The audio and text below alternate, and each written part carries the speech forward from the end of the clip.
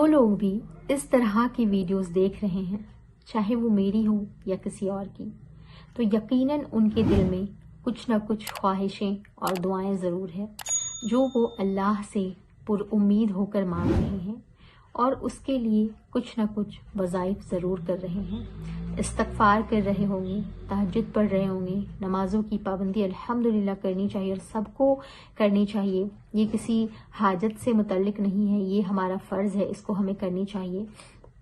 लेकिन अगर आप इस्तग़फ़ार कर रहे हैं या कोई भी वजीफ़ा कर रहे हैं तो आपको दो चीज़ें ज़रूर याद रखनी चाहिए और मैं आपको आगे मिरेकल्स स्टोरीज़ भी शेयर करूँगी। बिस्मिल्लाहिर्रहमानिर्रहीम। अस्सलामु अलैकुम वरहमतुल्लाहि वबरकातुहू। उम्मीद करती हूँ आप सब खैरियत से होंगे। रब्बि इश्रह ली सदरी व यस्सिर ली अमरी वहलुल उक़दतम मिन लिसानी यफ़क़हू क़ौली। दोस्तों, आप लोग अगर किसी चीज़ की हाजत रखते हैं, हम इस्तग़फ़ार तो करते ही हैं, हम दुआएं भी करते हैं, हम तहज्जुद भी पढ़ते हैं, लेकिन आपने नमाज हाजत के बारे में भी सुना होगा। नमाज हाजत जो है वो बहुत पावरफुल चीज़ है। आज इसी से मुतल्लिक और इस्तग़फ़ार से रिलेटेड मैं आपको एक बहुत ही प्यारी सी मिरेकल स्टोरी शेयर करूँगी इंशाअल्लाह ताला। लेकिन आप नमाज हाजत की मैंने पहले भी वीडियो बना रखी है, उसमें जो दुआएं होती है ना, आप 2 रकतें पढ़े और यकीन के साथ जो दुआ है उस दुआ को पढ़कर अल्लाह से अपनी हाजत को मांगे, क्योंकि यकीनी तौर पे आपकी हाजतों को अल्लाह रब्बुल इज़्ज़त के अलावा कोई भी पूरा नहीं कर सकता। और एक बार नहीं, बार बार पढ़ें और इस यकीन के साथ कि आपके मसले चाहे जितने भी नामुमकिन हो, वो रब कुदरत रखता है और वो आपके मसलों को ज़रूर हल करेगा इंशाअल्लाह। तो एक भाई है, वो अपनी स्टोरी बताते हैं कि वो एक नए प्रोजेक्ट में पड़े और ये प्रोजेक्ट उनके लिए बहुत ही ज़्यादा मुश्किल था। वो इस प्रोजेक्ट में बिल्कुल नए थे, के लिए ये चीज़ें बहुत ज़्यादा मुश्किल लग रही थी और सब कुछ बहुत नामुमकिन सा लग रहा था। वो बहुत ज़्यादा घबरा गए थे कि किस तरह मैं इस प्रोजेक्ट को पूरा करूँगा। लेकिन उन्होंने, कहते हैं ना कि जो लोग खुशनसीब होते हैं ना, अल्लाह जिनको राह दिखाता है, अपनी राह दिखाता है, वो बहुत खुशनसीब होते हैं। और जो लोग अल्लाह की राह को छोड़कर भटक जाते हैं, पैसे दूसरों के पास देते हैं, गलत काम करते हैं, अल्लाह के साथ शिर्क करते हैं, प्रोडक्शन करने वालों के पास चले जाते हैं, लोगों के दिलों में बदगुमानियां पैदा करने वालों के पास चले जाते हैं, काहिनों के पास चले जाते हैं, तो आप अल्लाह का शुक्र अदा करें कि अल्लाह ने आपको अपना रास्ता दिखाया है।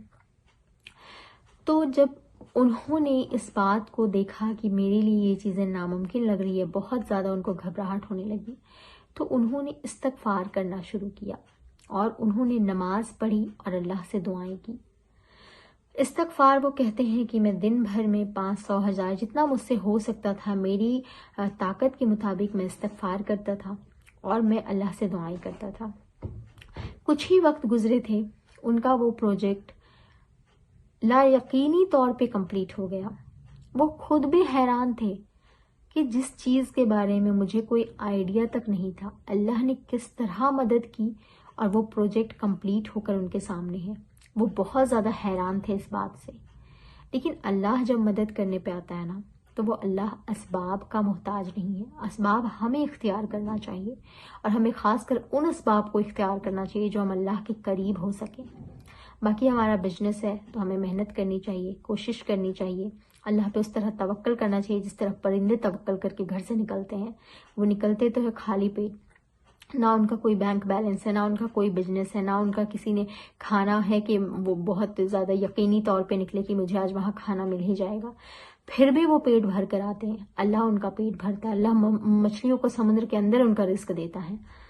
तो हमें भी यकीन के साथ जब हम अल्लाह पे तवक्कल करके और अल्लाह से मांगते हैं ना, अल्लाह ताला ज़रूर अता करता है। हमें असबाब इख्तियार करना चाहिए। अल्लाह ताला असबाब को पसंद करता है, लेकिन अल्लाह ताला असबाब का मोहताज नहीं है। वो नामुमकिन चीज़ों को मुमकिन कर दिखाता है। हमारे यकीन जितना ज़्यादा मजबूत होगा ना, हमारे लिए अल्लाह के फ़ैसले भी उतने ज़्यादा बेहतर होंगे। अल्लाह का बेहतर, हर फैसला बेहतर होता है। लेकिन अगर हम चाहते कि हमारे गुमान के मुताबिक अल्लाह फ़ैसला करे, तो अल्लाह ताला ही कहता है कि मेरे बंदे जिस तरह मुझसे गुमान करते, मैं उसी के मुताबिक फ़ैसला करता हूँ। تو یقینی طور پہ ہمارا یقین جتنا مضبوط ہوگا اللہ کا فیصلہ بھی اتنا ہی مضبوط ہوگا ہمارے لیے. اور ہمارا یقین ہی ڈاماڈول ہے، پتہ نہیں بنے گا یا نہیں، پتہ نہیں ہوگا یا نہیں، پتہ نہیں اللہ دے گا یا نہیں، پتہ نہیں ملے گا یا نہیں. جب اس سوچ کے ساتھ ہم دعائیں کرتے ہیں نا تو پھر اللہ بھی ہمارے گمان کو دیکھتا ہے. لیکن جب ہم اس طرح یقین کے ساتھ مانگتے ہیں نا کہ وہ دے گا، کیوں نہیں دے گا، وہ دینے کی قدرت رکھتا ہے، وہ سب کو دیتا ہے، اسے میرے آنسو نظر آ رہے ہیں، اسے میری دعائیں دکھ رہی ہیں، وہ دیر کر رہا ہے لیکن ضرور دے گا، تو پھر میرا رب ضرور عطا کرتا ہے. اور اس بھائی نے ایک ایڈوائس بھی دی ہے کہ میں 2 چیزیں لوگوں کے لیے اس میں شامل کرنا چاہتا ہوں کہ لوگوں کو جب کسی چیز کی حاجت ہو نا، کسی چیز کی ضرورت ہو، تو اسے چاہیے کہ وہ 2 رکعتیں نماز حاجت کی پڑھے، نماز حاجت کی پڑھے اور اللہ سے کھل کر اپنی دعائیں رکھے اور استغفار کی کثرت کرے. 5 وقت کی نمازیں تو آپ نے سوچنا بھی نہیں ہے کہ آپ کبھی چھوڑیں. یہ آپ کے لیے کوئی وظیفہ نہیں ہے. ہاں، اللہ نے فرمایا ہے کہ نمازوں کے ذریعے سے اور صبر کے ذریعے سے اللہ کی مدد طلب کرو، لیکن مشکل وقت میں آپ نمازوں کے ذریعے سے اللہ کی مدد طلب کریں اور پھر نمازوں کو چھوڑ دیں، ایسا نہیں.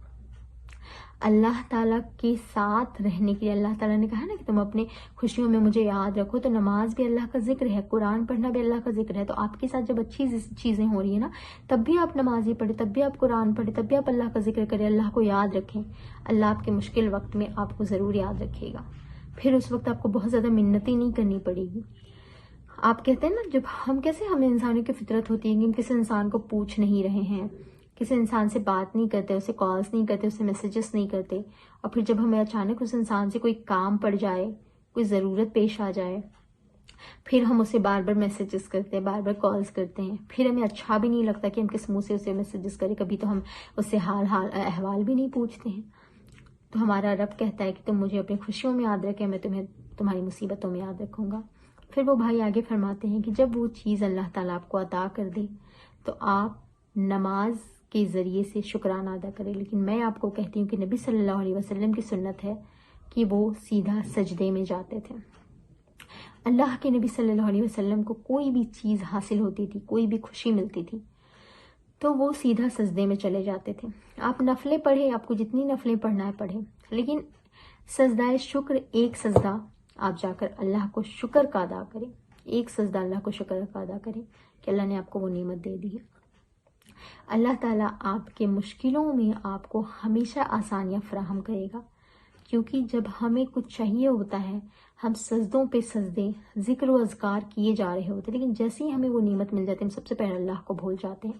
اللہ تعالیٰ نے اس بات کا ذکر قرآن میں بھی کیا ہے کہ جب میرے بندوں کو مجھ سے کچھ چاہیے ہوتا ہے، چلتے پھرتے، اٹھتے بیٹھتے لیٹتے ہر وقت مجھے یاد کرتے ہیں، ہر وقت مجھ سے فریاد کرتے ہیں، اور جیسے ہی میں اس کی مصیبتیں اس سے دور کر دیتا ہوں وہ ایسے کرتے ہیں جیسے کہ کبھی اسے کسی مصیبت نے چھوا ہی نہیں تھا. تو ہمیں اس طرح نہیں کرنا ہے. ہمیں اللہ تعالیٰ سے اپنا رشتہ مضبوط رکھنا ہے، کیونکہ اللہ ہی ہماری زندگی کو بہترین بنا سکتا ہے اور ہماری آخرت کو بھی بہترین بنا سکتا ہے، جو کہ ہمارے لیے بہت ضروری اور ہمیشہ ہمیشگی کی زندگی ہے. وہ ایسی موٹیویشنل ویڈیوز اور میریکل اسٹوریز کے لیے میرے چینل کو سبسکرائب کیجیے گا، بیل آئیکن ضرور پریس کیجیے گا. ملتی ہوں نیکسٹ ویڈیو میں. السلام علیکم ورحمۃ اللہ وبرکاتہ.